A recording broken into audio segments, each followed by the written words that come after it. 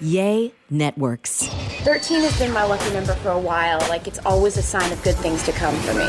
This is 13, a Taylor Swift fan podcast, breaking down every song, every Easter egg, every era, and every theory. Hosted by the biggest Swifties, Nick Adams, Anna Casillejos, Amy Nichols, and Lacey G. Welcome to 13, a Taylor Swift fan podcast. My name's Nick Adams. I'm Anna. Amy. And I'm Lacey G.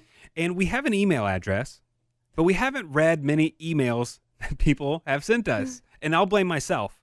I just haven't checked it. If I'm totally honest. I've checked it, and we have so many emails from you guys that we wanted to do an entire episode just dedicated to the fans. It's kind of hard to believe that the podcast is doing pretty good. Yeah. And we have a lot of listeners, and judging from, like, we can see some of our statistics, like where people are listening from, and then judging by some of our email, we have a lot of international listeners, people that are not in the United States. Which so is it's really cool that, you know, we're global. I know. Swifties. We've gotten a couple of DMs on our Instagram, too, from people saying, like, that English isn't their first language, but they listen to, like, our podcast. And We're listen like to people's us. friends. Exactly. That's what people do with friends. Which is so cool. It's so, so awesome. And really scary if I'm like training someone how to speak the English language because I butcher it. So I'm sorry about that. So we're going to do what comes so naturally to everyone, reading in front of people.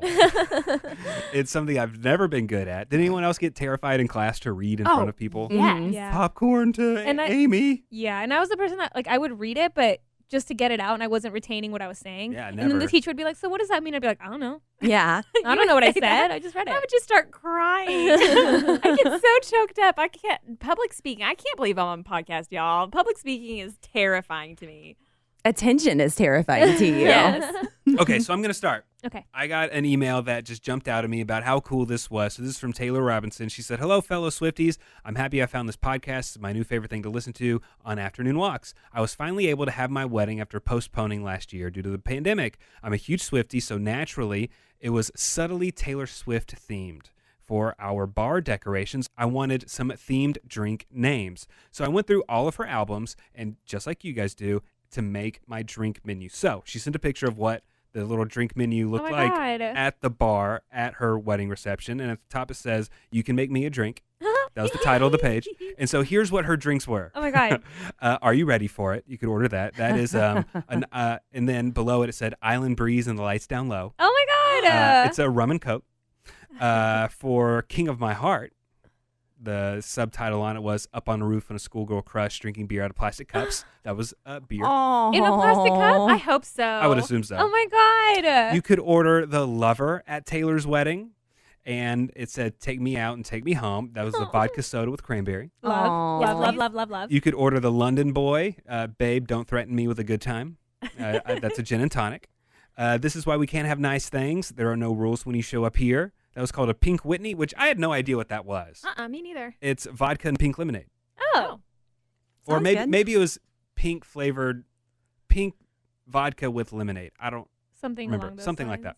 that. And then the very last one is "You Are in Love. Small talk, he drives, coffee at midnight." And that was an espresso martini. Oh my God. What a great That is so little creative. thing. Yeah, I how would have cool is ordered that? one of each. Yeah, absolutely. Just give me the menu. Which reminds me, you guys, I recently learned that, because we always talk about, like, we wonder what Taylor Swift drinks because we know she likes wine.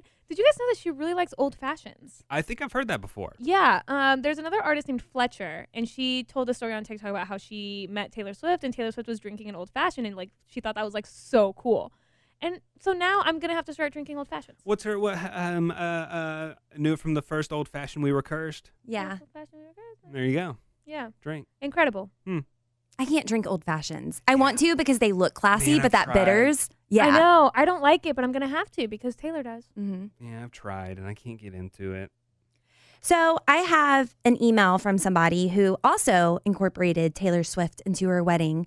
She said, "Hi, my name's Julia, and I'm in love with Taylor Swift as much as you all are. I want to say thank you for making this podcast. It's been a wonderful outlet for me to listen to other people who adore Taylor as much as I do.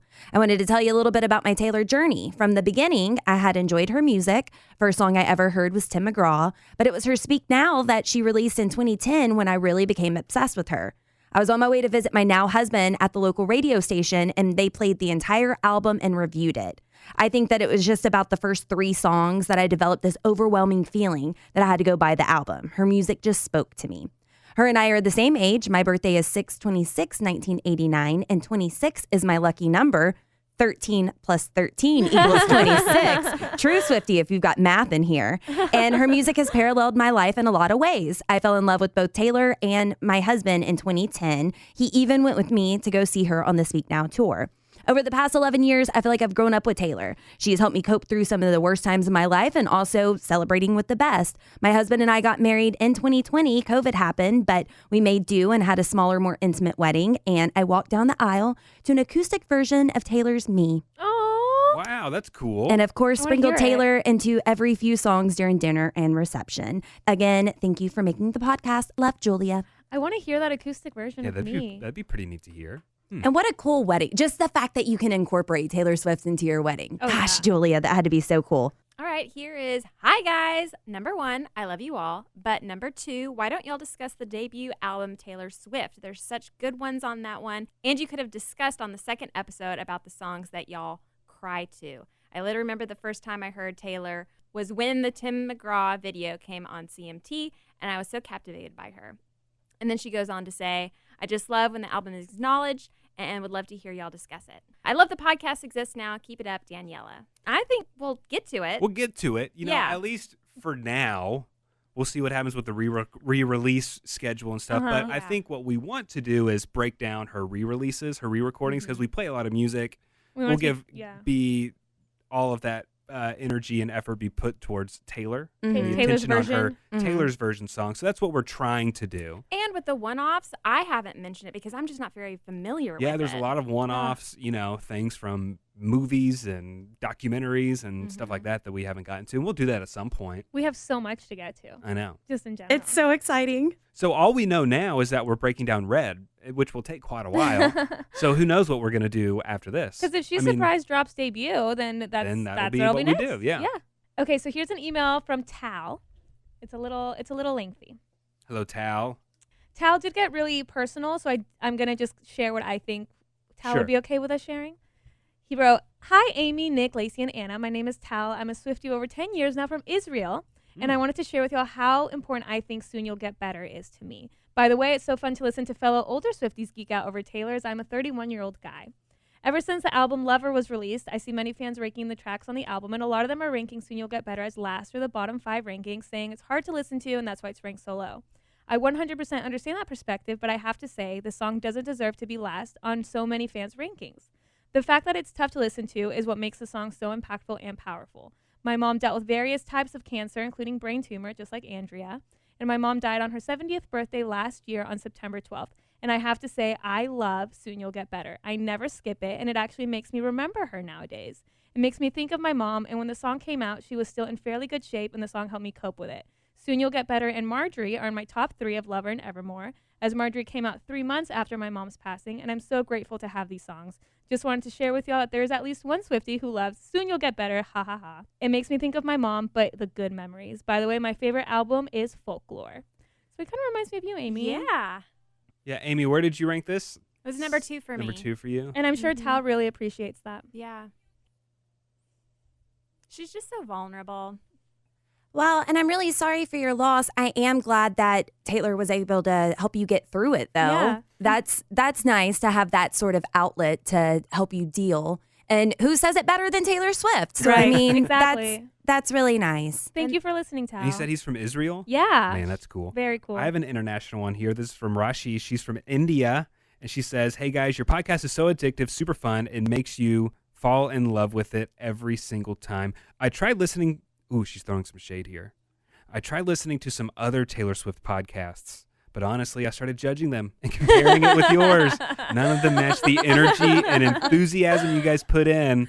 Well, thank you, Rashi. That's very nice. I love that. And then another quick one here from Sasha. She said, "I'm a relatively new fan of Taylor Swift. I started with Folklore and Evermore.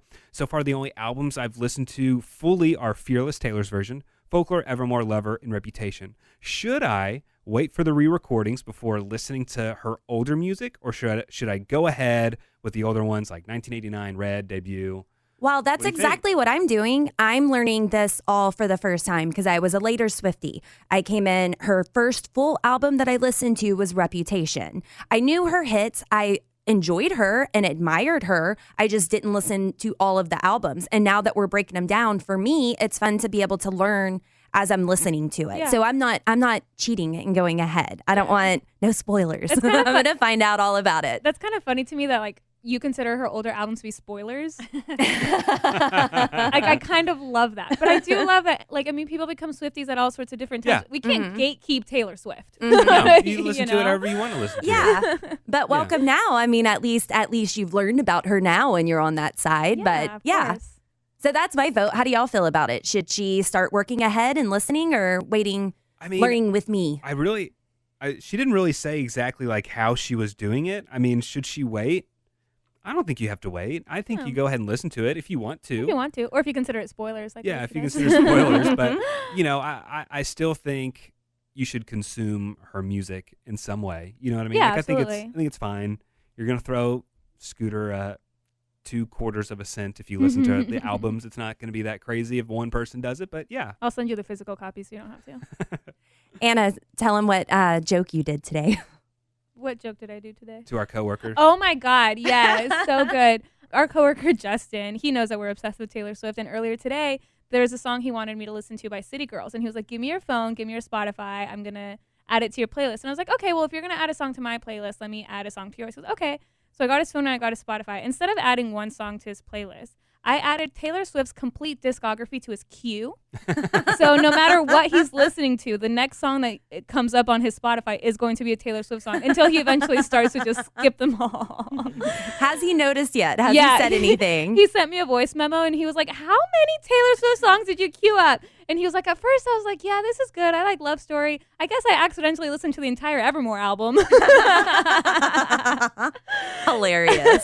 So, I mean, that's like 200 and almost 50 songs or something like that. That's a lot of music. Because it's not only her discography, it's also live performances, covers, her Christmas album. Songs from movies. It's every single Taylor Swift song that's on Spotify. Songs she's featured on. Yeah, Boys Like Girls featuring Yes. Taylor Swift. Yeah. Love it, Renegade. Yeah.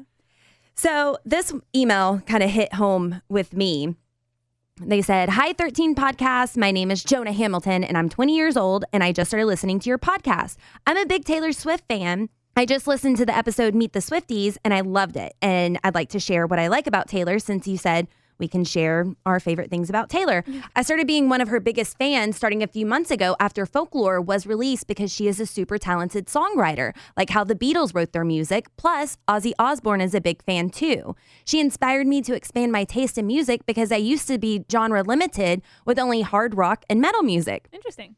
Same. That is all you, Lacey. And punk. Plus, she inspired a ton of girls to play guitar like how Eddie Van Halen did in the 80s. And that's how my Swiftie heart broke out. And he also says that she helped him through the pandemic. Without her and her music during the pandemic, he doesn't know if he would have gotten into Taylor Swift because he would have ignored her and never been interested in getting into her because of his strong taste of rock and metal. But since the pandemic made me bored of my time, it got me into Taylor Swift. And I've always said that I think Taylor Swift saved us all during the pandemic Oh, yeah. 100%. with her music. I agree.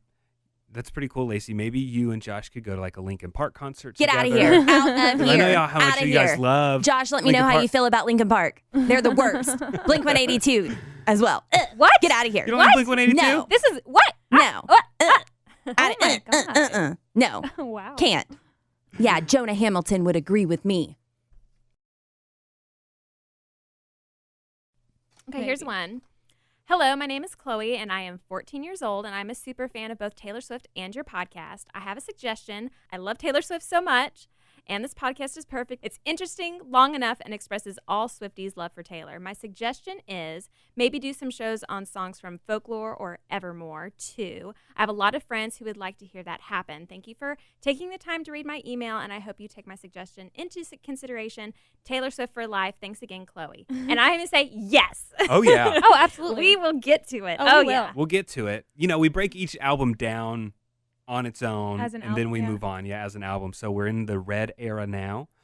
But hey, if she doesn't release another Taylor's version, It's got to be next. we would do Gotta dive into folklore and folklore. probably the Nevermore, which would be great. But if you really wanted to, I guess, so we all have different podcasts before this podcast.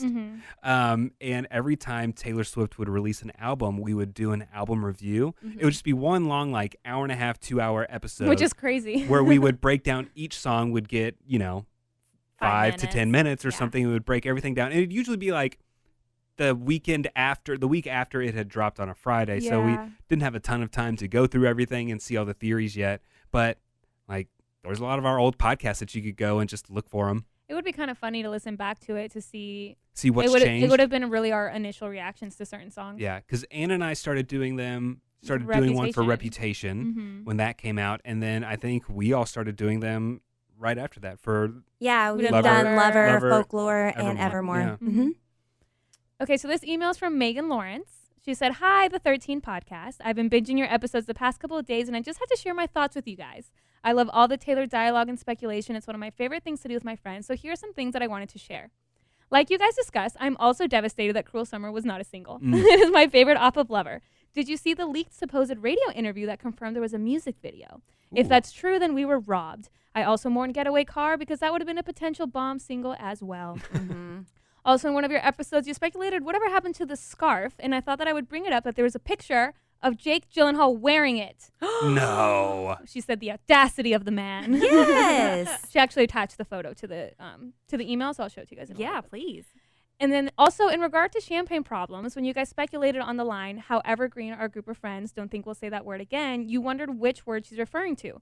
Personally, I think she's talking about the word evergreen, in that her friends are not as evergreen as she once thought that they were. Like, we all saw the public rise and fall of the squad, and it seems like Taylor's just very much limited to her inner circle these days. She also said, in the podcast about Taylor's use of the color blue to describe Joe, there was speculation that Joe is the one comforting Taylor in the choruses where she frets about their relationship in the verses. Peace? ? I actually think Swifties at large may be overlooking the fact that Taylor could be very much the one comforting Joe through mental health issues. I have no reason to think this other than she references to his blues often and makes it sound like he has things to be sad about. Also, in the recent release of Renegade, this song is a song to a nod that Taylor may not be the only one in emotional distress sometimes in their relationship, and I like the idea of Taylor being the rescuer at times and not always the one that needs to be saved. Man, I like how she said that. I love all these points. Well, Yeah, in she the made good album points. breakdown that we did on different podcasts, Peace is my favorite. And I believe I broke that song down. I did because I got to pick. And that was speculation then that Peace is dealing with his depression. So I'm with you on that. I totally agree. Yeah, and then she said, "Call me crazy, but I low-key think that Taylor and Joe are already married and they just haven't released the news yet." Which we've I've kind of often talked wondered, about that too. yeah. They might be. Yeah. I mean, might be. she's all in. She's moved over to London. I think she lives there like full time with him.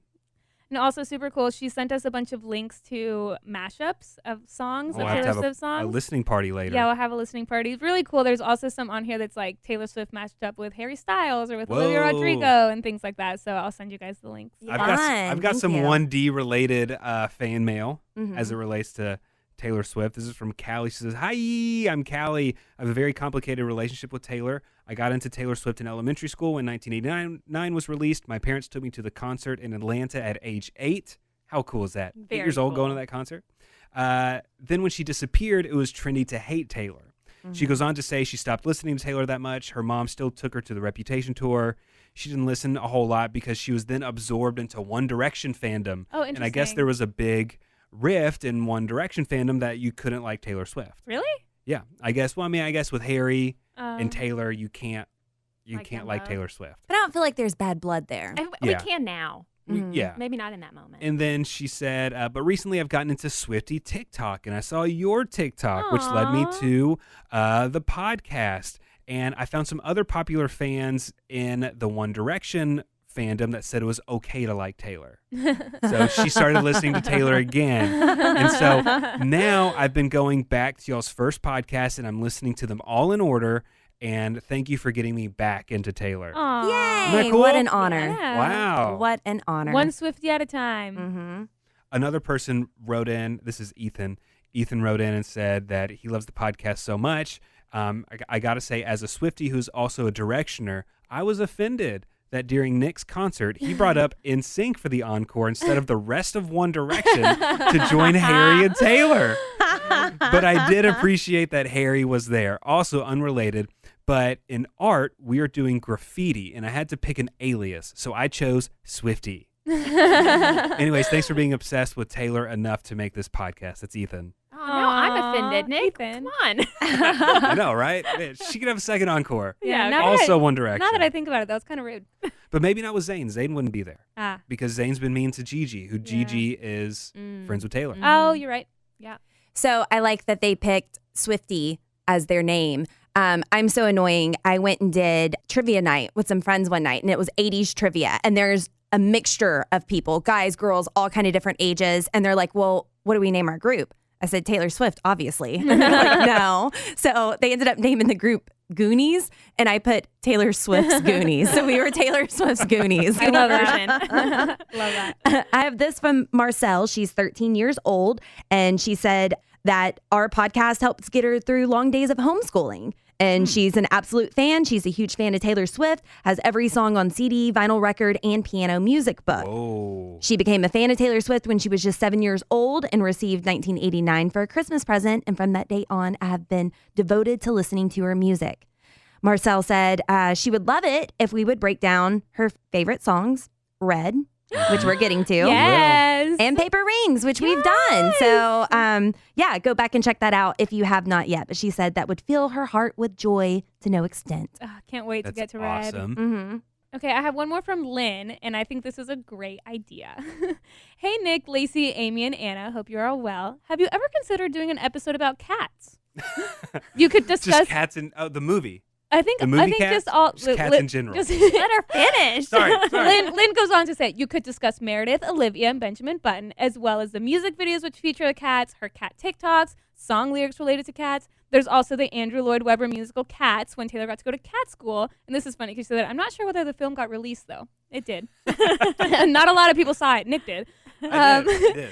She said, Gorgeous obviously contains a reference to cats, but if you listen to This Is Me Trying Long Pond Session, I swear I can hear cat purring in the introduction. Do you think that's one of her cat's features? I would love for you to help me solve this mystery. If I hear other lyrics specifically referring cats, I'll let you know.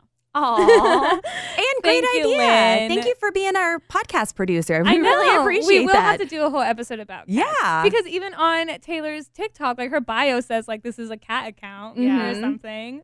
So this is from Nina. Nina, she says, hey, 13 Podcast, my family and I are huge fans of Taylor Swift. We have all her CDs. I've also been to the Reputation tour, and we went on my dad's birthday. Cute. I want to send you some Taylor things. Oh, okay. And then I emailed her and I asked her, like, what is everyone's favorite song in your family?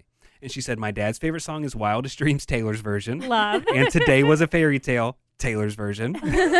She said, my mom's favorite is You Need to Calm Down and Clean. And then she said, my grandparents Oh my God, I love this. the song Stay Beautiful. Oh. How great is that? Her whole family Adopt me. are huge Taylor Swift fans. That's incredible. Oh my God. That's really cool. I do have so much pride whenever I'm with my 12-year-old sister and she just wants to listen to Taylor Swift. Like, I know that's one Yeah. thing I've done right in my life is influence her to become a big Swiftie. Lacey, I'm the exact same. I listen to Taylor Swift so much that when I pick my kids up from school, sometimes they'll request to listen to Taylor Swift. Aw, you should, Sometimes they do. your kids are little, but you should Yeah. ask them what their favorite Taylor Swift songs are. They'd probably say like "Shake It Off" because that's in the movie Sing. Oh, which they yeah, really like. yeah. Mm-hmm. Or maybe 22. Yeah.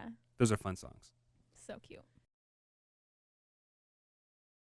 So I have one more, and this is from, I'm going to say her name's Dara. I'm not exactly sure. Sending us love all the way from Ireland. All right. Wow. Said, hey guys, I'm a huge fan. I love you so much, and I listen to every episode, and I laugh at every one. I've been That's not around. an Irish accent, Lacey. I think you need to start over. No. Okay, I'm just kidding. Sorry. Go ahead. I'm doing good to read. Okay. I've been around since Taylor's Red era, but Reputation is my favorite. I would say I'm biased because it was my first and only live concert I've ever seen. We were all at Reputation We too. were. By the way, she said Taylor was amazing. Taylor is obviously my favorite artist. And because she is over the pond, favorite has a U in it. Oh, I love that. Yeah. She said, I would love the next documentary, if she does one, to be one of her re-recording all of her albums. I think it would be so fun and emotional to watch her go back through her old music. I wish I could be in the room with all of you, and it would be so much fun breaking down all the songs and trying to rank all the tracks. Questions I have for you are, I was wondering, which albums are your favorite? I'm going to go first, and I'm going to say Reputation. Amy? I think I have to say Folklore. Folklore? Yeah. Anna? I would say Red. I'm going to say it's a toss-up, 1989. I'll say that, 1989, yeah. It's really tough, though. Mm-hmm. Yeah, that's hard. That is, because I'm like, is it Reputation or is it Folklore? Is it just all of them? And I'm still in a lover mood. So, I mean, I don't know. What era are we even in? She said, which album would you like Taylor to re-record next? Oh, like after Red? Mm-hmm. 1989 for me. I kind of am really, really excited for Speak Now, Taylor's Yeah, version. it's a good one. I think 1989, just because we were kind of hyped for it anyway. Yeah, we got our hopes up for that one. Yeah. I'm going to say Speak Now because I do not know that album at all. And I know that Anna absolutely loves it. It is so magical. And then she said, can you please do someone else's dream concert as Lacey's one was so funny. Yeah. Oh, so she Yeah. probably hasn't listened to Nick's yet. Ooh. Or this maybe is it an wasn't older, funny. or this is an older email. But then she said she has questions for Taylor too. Why do all the songs on Folklore and Evermore start with lowercase letters? I want to know that too. Great question. Did you and Joe break up for Red TV? Because I can tell it's going to be emotional. And what's your favorite album and why? So we can add those to our list of stuff to ask Taylor. So thank you so much for that, Dara, all the way from Ireland. I am interested as to what Taylor would say her favorite album is. Right, for sure. Oh, Yeah. I almost forgot the most important thing. Oh. She said, P.S. All Too Well should be higher than number 3. Stop. It does not Did she say really? that. Did she really? Oh, that is Right amazing. there. I love it. That's hilarious. You know, one of the questions that I've always wanted to ask Taylor, I don't know if this is in our notes or not yet, Do you Anna. want me to pull it up? Sure. But I would like to know, like a lot of artists, they'll get asked, like, which song are you tired of performing? I want to know which of her hit songs does she love performing over and over? Ooh, okay. Like, what does she look, like, if she sees the set list, a lot of people will be like, I don't want to sing Shake It Off again. But, like, what is it for her that she gets excited to perform it time and time again? Do you want me to go over the questions that we already have? Sure, that'd be a good refresher. I just added what songs do you like performing over and over. Okay. Also on the list we have, what does she mean when she says, we'll never say that word again in Champagne Problems, which we touched on earlier. Why wasn't Cruel Summer released as a single? What are some unintentional Easter eggs? Along the same lines, what Easter eggs have we not figured out yet? Mm-hmm. Is there a Karma album? Mm. And what is your dirtiest joke? Referring to the song yeah, Lover. yeah.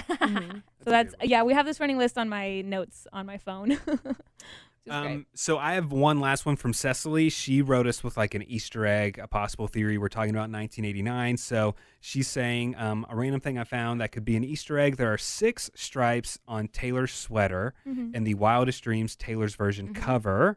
Does that mean 1989 is coming out in June, the 6th month? Ooh. Interesting. That's good. Oh, Interesting thought. It is a summer album. Yeah, definitely. So if it's like June, whatever, the first weekend in June, first Friday in June, that'd be cool. Mm-hmm. that reminds me of a DM that we got also about an Easter egg that I wanted to share. I know this is fan mail from emails, but this goes along the same line. So this is from our DMs from Instagram at the 13 Podcast. I'm currently listening to your breakdown of Paper Rings, and I guess Lacey it was maybe. She said she was talking about what Taylor told Swifties in a secret session about imagining that she was in a wedding band in a reception and playing love songs that the bride and the grooms wanted to hear, like in 1978. What if 1978 is their engagement date? Because if you write it out, like 7/8/19, 7th of August 2019. 7 is the 7th track on Folklore, and then August is 8th. Did I just discover Taylor and Joe's engagement date, or am I clowning? And then she said, I don't know why I sent this to you guys, but I wanted to tell you. So glad she sent that. That's awesome. That's What a very good cute. theory. I just love Yeah. it. And it's just hard to think that Taylor does anything by accident because Right. she's even coordinating her Halloween costume means something. That's crazy to me. That is absolutely crazy to me. She's just next level. She's so genius. Yeah. Well, thank you, everyone who wrote us. We couldn't get to all of them, but thank you so much. We really appreciate it. It's been a very fun experience when we start doing this in April. And to still be doing this, talking about Taylor Swift every week. It's a lot of fun. So thank you to everyone who continues to listen. Tell your friends. Thanks for listening to 13, a Taylor Swift fan podcast. Subscribe for free and leave a positive review on Apple Podcasts, Spotify, or Google Podcasts.